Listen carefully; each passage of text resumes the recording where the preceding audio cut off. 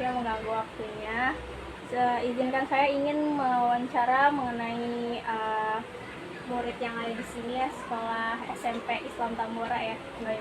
Sebagai guru apa ya? Iya, saya kebetulan Nuria Sintar Siti Ramadan. Saya ditugaskan sebagai guru BK plus guru mata pelajaran informatika untuk kelas 8 dan kelas 9. Mana sih karakter umum siswa di sekolah ini ya, khususnya dalam perkembangan emosi sosial mereka? Karakter umumnya maksudnya anaknya Kayak cara mereka bersosialisasi kayak dengan teman-temannya gitu. ya pada umumnya anak-anak remaja sih ya, Iya. mudah bergaul juga. Karena juga temennya ada yang beda kelas juga tetap berteman main, ya nggak harus yang temennya itu juga yang di dalam kelasnya. Saya lihat sih gitu ya, Iya. nggak ada masalah ya, pada umumnya aja sih. Anak remaja yang pada umumnya berteman sama siapa aja juga. Kadang kalau misalkan kita juga kekurangan info nih teman sekelasnya, ini bu ini kan ini nih bu biasa main sama anak ini ya gitu, jadi terbantu juga. Iya. Jadi tidak ada yang kecenderungan mengundurkan diri gitu, maksudnya enggak Mungkin sebagian kecil ya, tapi sebagian besar mah bagus, tapi mungkin ada aja karena mungkin mereka punya insecurity sendiri dalam hal apa, sehingga dia menarik diri kayak kayaknya nggak pantas dia bergaul, mungkin dekatnya sama satu orang atau semampunya. Tapi kalau yang kayak diem-diem kayaknya nggak ada sih. Mungkin mereka kecil ruang lingkupnya, nggak yang kayak game bergerombol berempat berlima berenam, mungkin ya lebih dekat sama yang teman semampunya, satu orang dua orang kayak gitu kayak.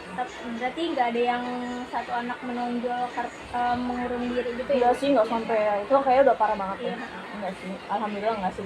Bentuk kelompok geng Geng. pasti zaman saya juga ada, terus pasti kayak ada di manapun pasti ada geng. Cuma balik lagi ya, kalau misalkan antar geng ini yang berebut enggak sih, enggak. Cuma memang iya ada pembentukan kelompok, iya betul ada, tapi enggak sampai harus mereka saling sampai ribut antar kelompok satu dengan kelompok lainnya. Bisa kok mereka bersosialisasi, cuma memang ya cenderung kelihatan ini itu kan bisa mainnya sama ini bu, ini kayak gini bu gitu. Emang ada, tapi nggak ngaruh sih, cuma kayak sekedar jajan gitu. Apakah ada tantangan tertentu yang ibu lihat dalam membentuk budaya sosial yang sehat di kalangan siswa, kayak misalnya kecenderungan tadi kan membentuk geng aman ya, terus senioritas atau bullying sosial gitu? Nggak ada sih, sampai nggak ada. Alhamdulillah kemarin kita sempat kan bikin video kali kita sih juga yang rumor di Tambora ada bullying, itu sama sekali nggak ada. Dan senior di sini pun senior tersebut mengajar di sini belum pernah dan tidak pernah ada yang namanya peristiwa sampai bullying di sini. Bahkan kalau misalkan yang terjadi kayak kelompok gitu ya, yang bentuk geng gitu, makanya kan dalam pelajaran suka nggak terserah. Kalau dia kan bikin ngomongnya ada tugas nih, udah ngomongnya terserah kalian. Rata-rata guru nggak, mereka tentuin karena guru-guru juga tahu biar mereka membaur. Nggak cuma teman-teman tuh cuma satu dua orang itu aja, mau A B C doang. Kamu harus berteman sama yang lain, kamu harus tahu interaksi dengan yang lain. Harus tahu saya kayak gitu, karena saya juga pas membuat kelompok kelompok itu terserah kita dong, enggak kan lu pelajaran itu ya terserah ibu dong. Ibu yang bentuk kelompok sendiri, jadi di mix gitu yang nggak biasa dekat, jadi biar mereka kan tahu. Jadi dengan hal itulah mereka tetap bisa berinteraksi satu sama lain. Kalau untuk sampai bullying sampai yang benar, alhamdulillah nggak pernah, nggak ada. Jadi apa harapan ibu terhadap siswa, guru dan orang tua agar bisa bersama-sama gitu membentuk kepribadian yang lebih baik di masa depan?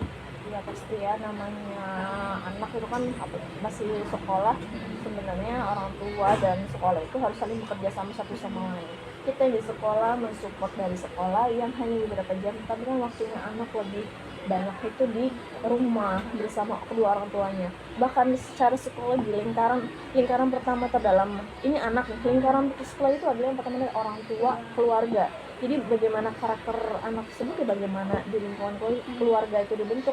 Memang ada berbagai pendapat psikologi juga, anak dibentuk sejak ini tergantung lingkungan, bagaimana didikan orang tua, bagaimana masa kecilnya, bagaimana umur usia, itu macam-macam. Ini kan balik lagi lingkungan terdalam itu balik lagi adalah internalnya itu orang tua, kedua orang tua dan keluarga itu yang membentuk karakter anak bagaimana dari sekolah.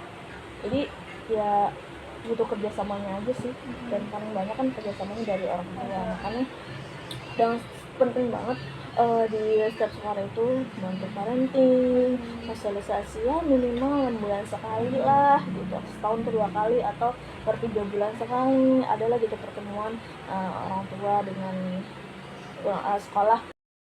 Jadi komunikasi terhadap orang tua juga lancar antara sekolah ya. Iya, nah itu juga kita harapkan juga kalau misalkan ada apa-apa ya kan bukan semata-mata penuh tanggung jawab wali kelas guru yang enggak dong, bapak ibu balik lagi, dan ini kan anak ke bapak ibu, saya memantau, saya melihat semuanya di sekolah. Cuma berapa jaman dari jam 1 sampai jam 5, sisanya kan banyak banget di malam menjelang pagi kan di rumah, kan bapak ibu yang punya kendali anak-anak. Jadi alangkah indahnya kalau misalkan ya benar orang tua yang enak banget buat kerja sama dengan sekolah gitu. Itu baru tuh pasti anaknya beda deh, pasti anaknya beda, daya tangkapnya, daya belajarnya mempengaruhi semuanya, cara psikisnya anak yang benar-benar disupport sama orang tua, dan sekolahnya juga memfasilitasi. Itu beda banget perkembangan di sekolah, bisa dibedain, bisa lihat lah anak-anak kan dia ini bagus tuh orang tuanya, ya orang tuanya suka pantesan anaknya kayak gini. Nah kan pasti kan ada kan istilah kayak gitu.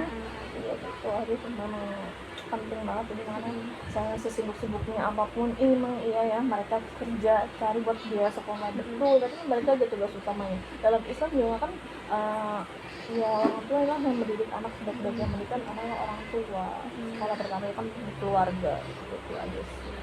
Ya, jadi murid-murid juga kelihatan gitu ya dari latar belakang orang tua yang seperti apa. Iya, orang cuek, mereka juga cuek, nilainya kadarnya, tingkahnya begitu, anaknya begitu, ya udah kebaca oh iya dia mah orang tuanya itu begini nggak bayar gini, nah udah kan itu mempengaruhi juga. Makanya ya qadarullah ya mempengaruhi juga tuh otak pencernaan dalam pelajarannya, yang bayarannya mandek-mandek, yang orang tuanya nggak perhatian, lihat ya dalam pelajarannya kurang banget, perlu perhatian banget. Bentar giliran apa-apa nyalainnya sekolah, kan salah, nggak semuanya sekolah, bukannya sekolah nggak mau disalahin, bukan, tapi kan kembali lagi ini butuh kerjasama antar satu sama lain, orang tua di rumah, kami guru di sekolah, kan enak punya tugas masing-masing.